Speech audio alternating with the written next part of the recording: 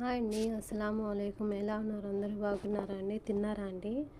ఇది మంది చికెన్ అండి. అంటే మంది చికెన్‌కి మసాలా పెడతారు కదా! అలాగా మంది చికెన్‌కి మసాలా పెట్టానండి. వైట్ రైస్ చేశానండి. అంటే మంది రైస్ చేయలేదు. మంది చికెన్‌కి అంటే మన ఇష్టం.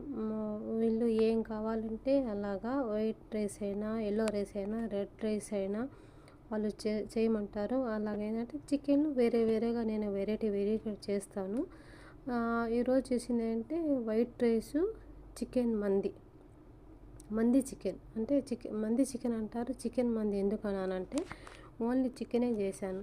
వైట్ రైస్‌కి వెరైటీగా చేయమన్నారు కాబట్టి నేను హ్మ్, చికెన్ మంది అలాగా దీనికి అంటే మంది చికెన్ అంటే దానికి మసాలా చికెన్ మందికి ఎలా పెడతానో అలాగా పెట్టానండి దీనికి.